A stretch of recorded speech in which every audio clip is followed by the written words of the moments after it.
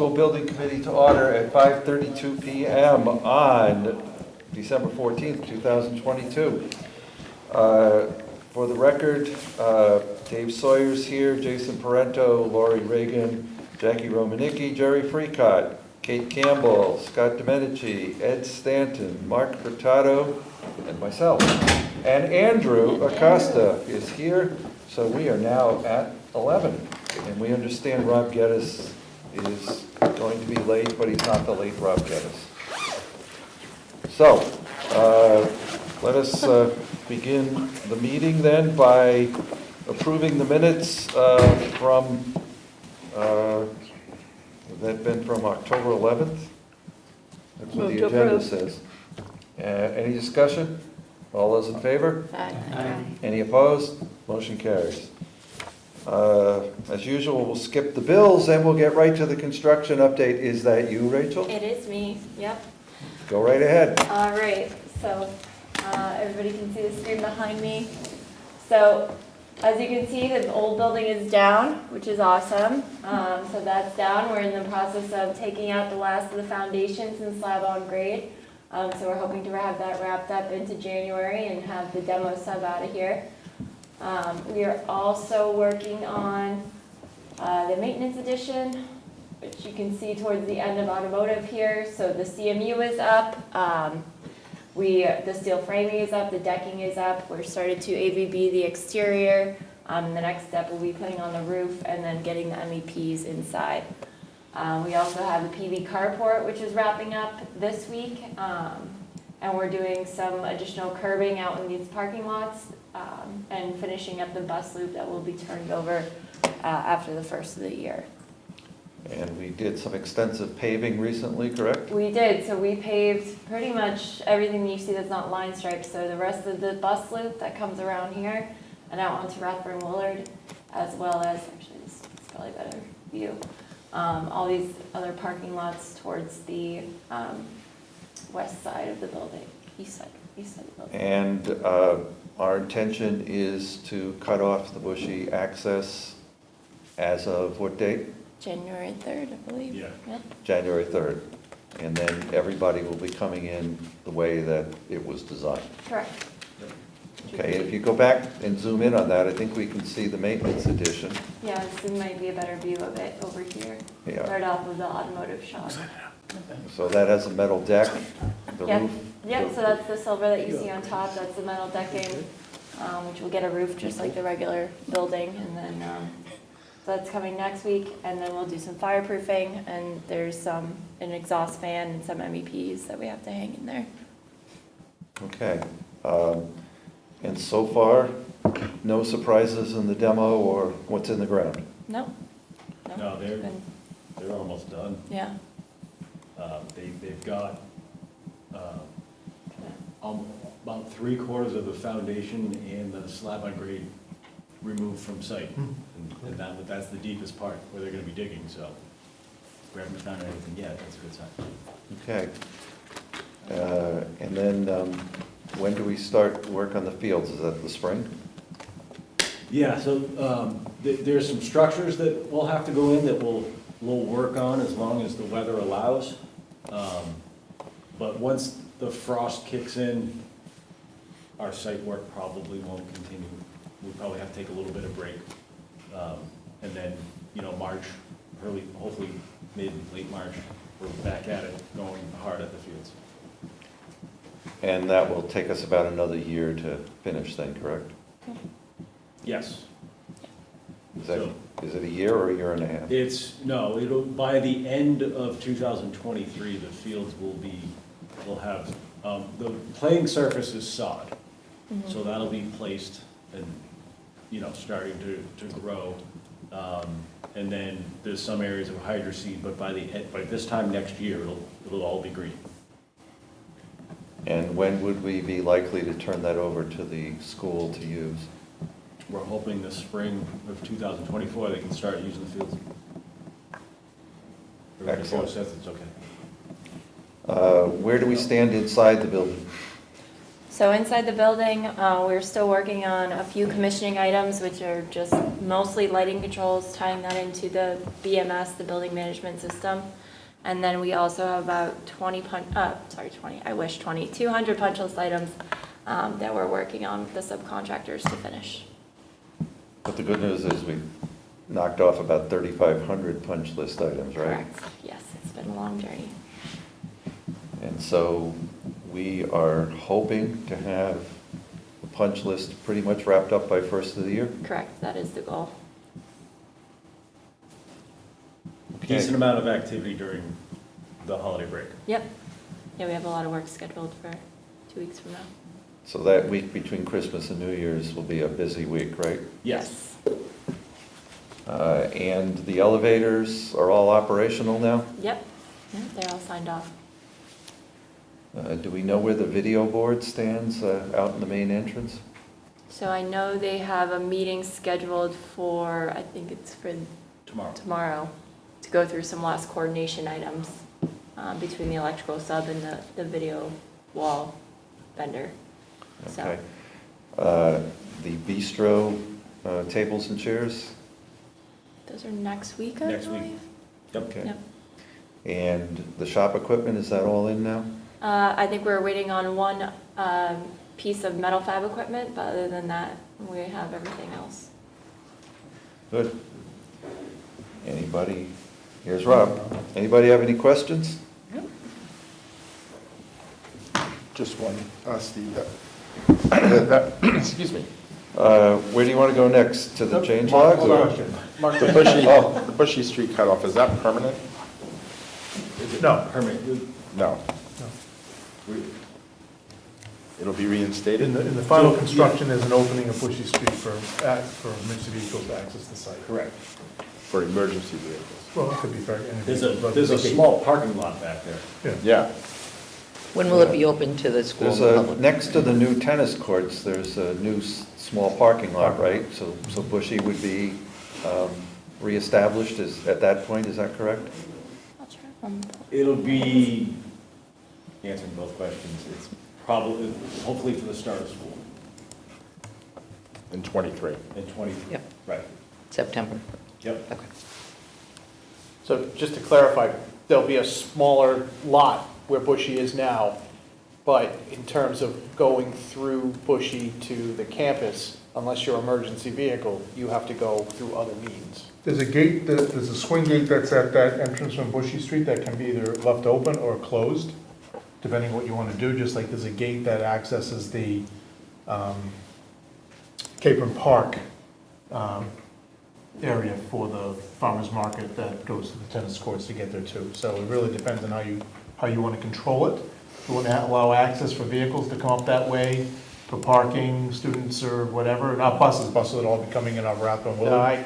I think that the neighbors of Bushy Street have been waiting for quite some time to hear that they will no longer be the major throughway. Primary for the entrance, school. there would never be the primary entrance, Yeah. but, you know, we all knew that they'd have to be used at some point during the course of construction because of the way Yeah, the site was cut off from Rathbone Willard. yeah, it was my understanding that once we had the other parking done, there would be limited need to go through Bushy Street to anything, just a small lot near the tennis courts, so. that- Joe, are you talking about the gate that swings from Bushy Lot into Capron Park with the two houses? Because I think Jack spoke to the mayor about that not being paved at any point and not to be used for cars. There is a, Steve's pointing. There's an access in from Bushy Street there, but then Rachel's also pointing out the access through from the old, I don't know, it's a gravel road that's there, Stone Dust Road, that goes over to the parking lot at Capron Park, that we're asked to maintain a connection through that for overflow parking from Capron Park into that Bushy lot at the end of construction, but there's also a swing gate there that will allow you to close it off if you don't want people coming through. If you don't want it, well, they haven't built it yet, we can always change it, but that was what was requested at the beginning of the design. I believe this was a question, Jack, that you Well, had we- checked At one earlier. point, we were looking at whether we wanted to have people exit through the park this year, and the Yeah. answer was no. But I think in terms of the final configuration, we have parking spaces down there by the tennis courts, correct? Right there. Yeah, right there. And whether, and then there's gonna be a gate over where your cursor is now, correct? Yes. Yeah.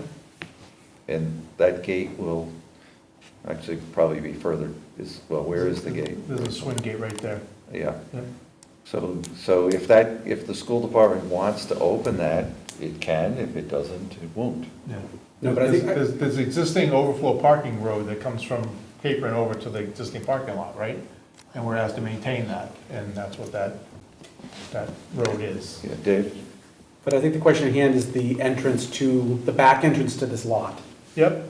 And my impression is the intention is to have that open so that people coming from this part of town don't have to go all the way around the school They to can. get to that lot. They can, yep. Yeah, so I don't think there's any intention to prevent cars from being able to access that lot from that gate.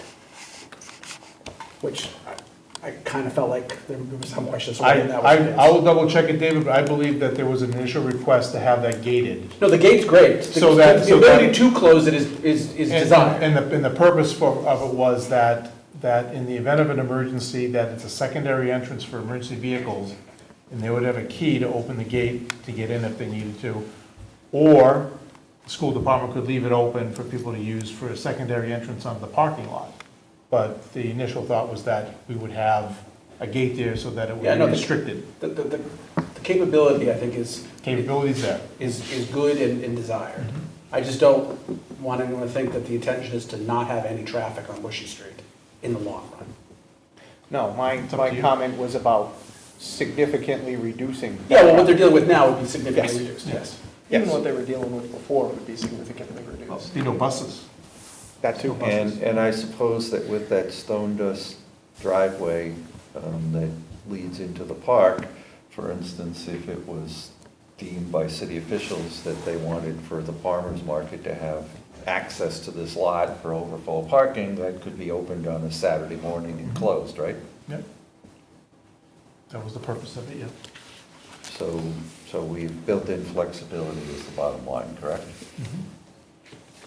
But from January 3rd to most likely September, that's going to be blocked off. Yep. Yes. Because we're going to be under construction. So there might be some construction vehicles that use it, but, and even that would be rare. Because you still have to build the field, you have to build the tennis court, you have to build that parking lot, you have a lot of work to get done Yeah, down there. Exactly, Yep. Okay, on that end. are there any other questions? All right, then where do we go next? If we could go to change order 27. Okay, So seeking approval of GCO 27. There are quite a few CRs on this. I'll go buzz through them quickly. GCR 186 deleted the fieldstone piers at the entrance to the existing football stadium. So that was a credit of $31,781.01. GCR 187 added switches for shop air filtration units. These are the units in the shop that the on-off switches up the ceiling, so we brought them down to a normal height. That was an add of $15,467.71. GCR 188, kitchen hood sequence revisions. So this was the gas issue, the CO2 issue that we had in the kitchen. So it's integrating the CO2 detector with the fans so that they're not running 24/7. That is $3,691.33. GCR 189, replacement kitchen racks per the school. These are racks that don't have the pan stop, so it's easier to pull things in and out. $4,430.97. GCR 190, curriculum area changes. So this is adding a wall and rearranging some of the furniture in that area. $17,720.59. GCR 191, auditorium guardrail revisions. So we're raising the height of some of the railings up in the upper level of the auditorium for safety reasons. That is $33,687.72. Can I ask a question about that, Steve, or should I wait?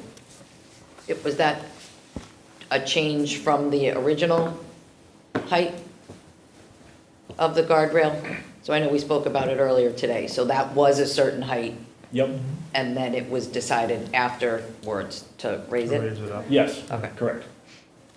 It was already installed, and then we decided to raise it. That's why we have the temporary rail. Yep. GCR 194, gym floor protection. So this was a request of the school to have some mats in case they have a function in the gym on the floor itself. $34,739.86. GCR 195, elevator reinspection and operator time. So this was to re-inspect the elevators, the last two elevators, but then this is a net credit because we had in their contract, certain number of hours for operator to operate the elevator before it was inspected, and we didn't need all the hours. So that's a credit of $14,067.19. And then GCR 190 is projected contingency savings, so this is $600,000 going back to the project as recognized savings in contingency. So that's a total with the adders of $611,353.05 as a credit, which makes the GCO 27 a net credit of $547,463.07 back to the project. We always like credits. Yes. So, Mary Ann, do you want to address that issue of the $600,000 savings, just to explain that to the group? Yes, what we do is we put money aside right from the beginning of the project where we really had developed a risk assessment about where we thought we had exposure for unforeseen conditions, et cetera. And as we advance through the project and we proceed past some of those phases, what we find is that if there is money that was not utilized or underutilized, it just remains money unspent for the project. So putting it back to 10,000 feet, we're trending and continuing to track within budget. We fully expect that we'll utilize really the budget, and the good news is that we are not over budget, that things are proceeding. There are pluses and minuses, but overall we are proceeding and trending within budget, which is a good place to be at this stage of the project, given everything that's happened with COVID and supply chain issues, et cetera, the bigger issues beyond the project. And Steve, this is to the credit of Consigli that you have determined that we will not need to expend these contingency funds, and we can divert them to back into the general portion, correct? Yeah, it's a group effort that goes into it. It's, KBA's involved and Skanska's involved in assessing the risk. And one of the things you mentioned earlier, like the demolition, we had money set aside in case we found some surprise that was unsafe that we had to get rid of, or something in the ground, and that didn't happen. So that money, there's no other large risks that we're aware of that we can think of, so it makes sense to give it back in case there's something else the money can go towards. Okay. Anybody have any questions on change order 27? Is there a motion? So moved. Second. Any discussion? All those in favor? Aye. Any opposed? Motion carries. All right, we go to retainage reductions, is that next? Sure, we can do that. Unless you have something on the change order log you want to So alert us to. There are a few new ones that aren't finalized yet that we can just discuss quickly. Yeah. 192 is miscellaneous hardware revisions. Some of this is in the auditorium area, some of this is in the marketplace, and then the house offices, that's roughly 2,500. Bid package number 2, infiltration system removal. So we had some temp structures under the ground in the Bushy lot that have to be removed now that is not scope that's owned by any of our subcontractors at this time. So that's roughly 37,000. Bus loop grade revisions, so there's some revisions made to the south end of the bus loop. And we already had some of the light poles bases set, so we had to reset those. So that, we had thought maybe that was 6,400, but that one's probably coming in closer to 2,500. 197 landscape revisions per owner. So they added some boulders near the connector, and then concrete pads outside the gym for the golf carts. That is roughly 18,000. And then for Mark Hool, some added wireless access points in his area, and then the cafeteria, the auditorium as well, and the gym. So that is roughly 27,000. Again, none of those are ready to be finalized, they're still under review. Anybody have any questions on those items? Looks Yeah, like I have, Jerry Steve, does. what was the issue in the Bushy Street parking lot? You said there were some structures that had to be taken out? Yeah, so as part of the early phases, temporarily, there's drainage structures for when the school was still Oh, okay. in use, the existing school, and now they have to be removed based on the permanent design that we just had up there. And that wasn't part of the contract? It was not. Okay, Sometimes they're left in place, but it was decided that they should come out. okay. Any other questions? Then, and anything on the contingency log? that No, we need? there are no new contingency items. The newest was the savings returned. Excellent. And Okay, then just, we'll finish the projections. We went through, did a major projection again with KBA and Skanska once again. And not only is the contingency looking under budget, but there's going to be some savings with allowances as well. So we're trending under budget with the allowances as well.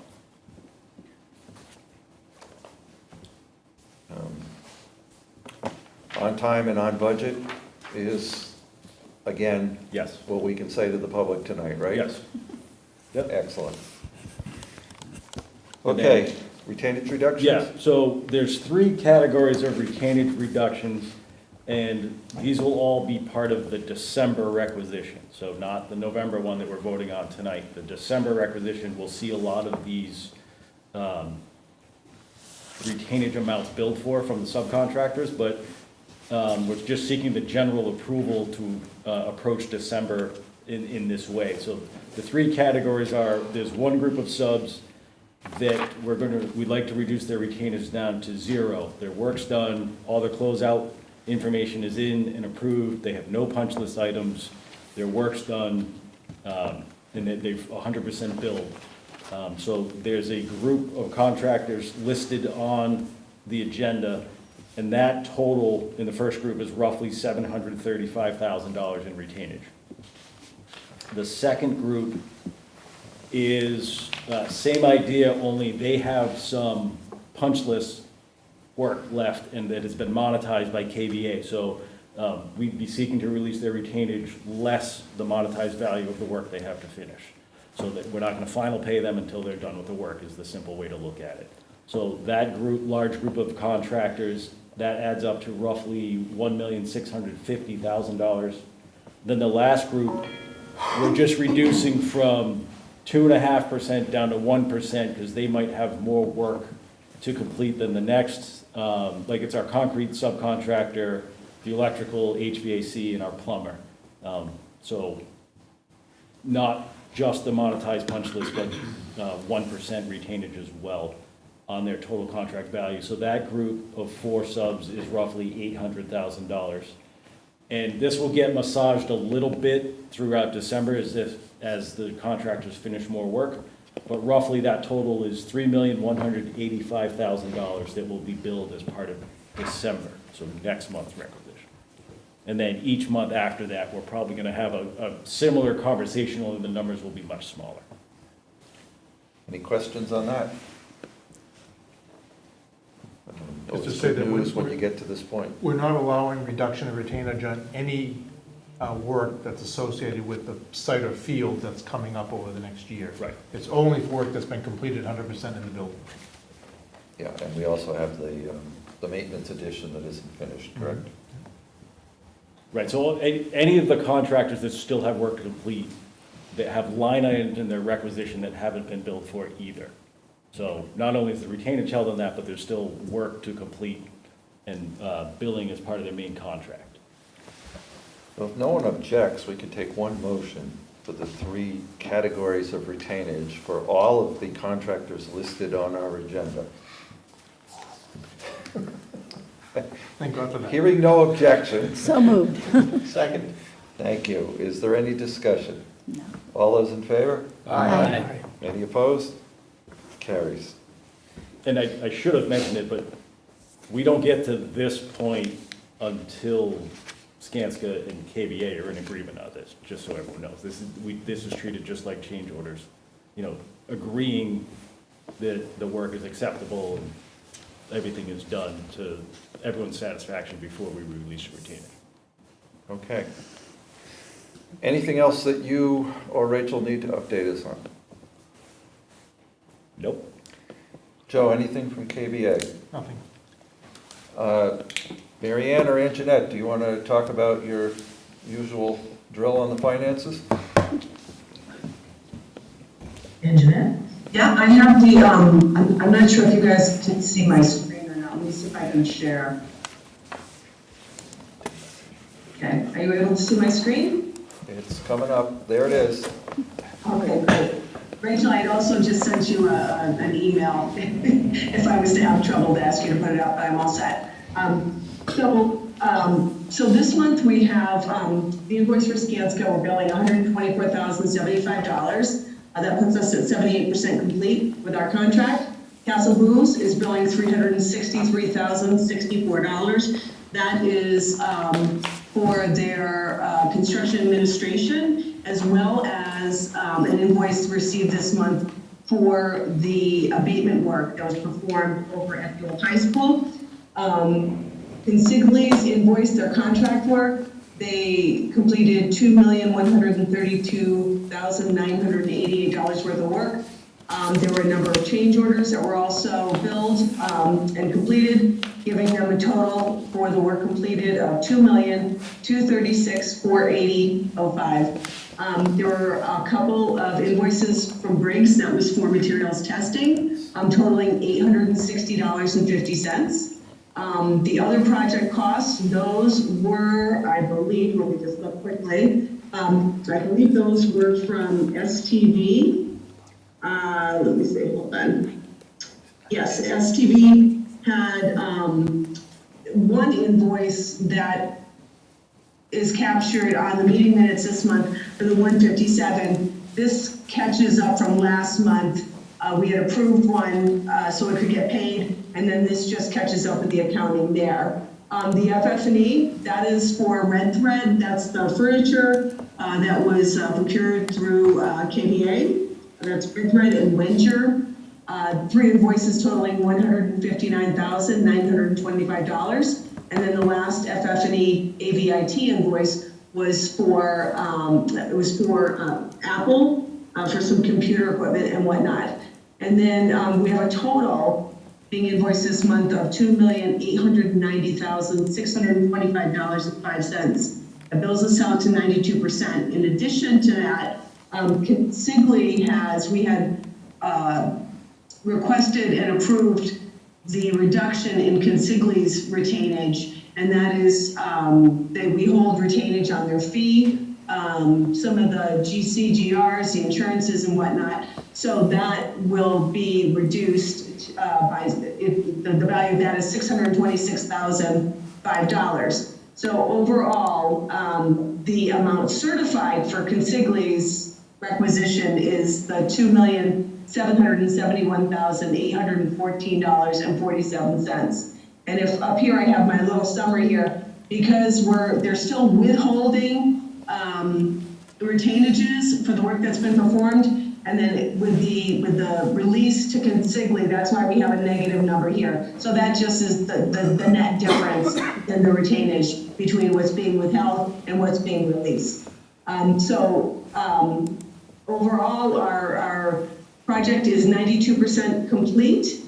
We are on budget, we're tracking on budget, and I think that, you know, we're in a good place. So I don't know if anybody has any questions specific to any of the invoices? Yeah, Antoinette, you said for consignee 2771, our agenda says 2777. Oh, I'm sorry, I misspoke. It should be 2771. Yeah, right in front of you. Should be 2771, so it's a typo. Okay, So it so should be everybody can 2771, change that typo on their 8447. agenda for when we vote. And then you said Wenger. I didn't think the amount that you gave us was the same that's on the agenda. The agenda says 154, 152. We have the total that I have is for all three together. So we have the two red thread invoices and the Winger, and that's the total for all three together. It's all in the same cost code, so it's all just lumped together for the worksheet that I provide. So it's just under 160 then? That is correct. Okay. All right, does anybody have any questions on the bills or our finances? Then a motion is in order to approve the bills with that one typo corrected. So moved. Second. Is there any discussion? All those in favor? Aye. Opposed? Motion carries. Anything else, Mary Ann or Anjanette, that you want to add? Nope. We like short meetings. Scott, did you have a question? No, it was not about that, just looking at the documents, we actually have the November minutes attached. I think there was just a typo on the page. So we approved October's again, but we actually had November's attached to the meeting, so for All whatever right, it's so worth. let the record reflect that we approved the November minutes rather than the October minutes. Yes, that's it. Thank you. All right, then, anything else that anybody wants to discuss tonight? Jack, I've got one. Yes, Mark. Sorry, it'll be quick. There's been a lot of discussion about the shot detection system in the high school, and I just wanted to give an update to the community relative to the process that's been going on. We've been working on this for a couple of weeks now, since the sort of narrative started in Attleboro about the school department kind of not getting the system up and running. We've had extensive work done on the IT infrastructure in the building by the construction vendors, and the installer for the shot detection system has been here for a few days, making connections in the system that had not been completed. Our department has not been involved in any of that work. It is not under the purview of our department to do that work. I believe that the system is now up and running. It's not complete because the connections still are not complete, but our department is not involved in doing any of that. That's a city contract, correct? It's a project contractor, and the shot detection is a city contractor. Yes. And Jeremy's not here, so we'll blame him. Okay, thank you for that update.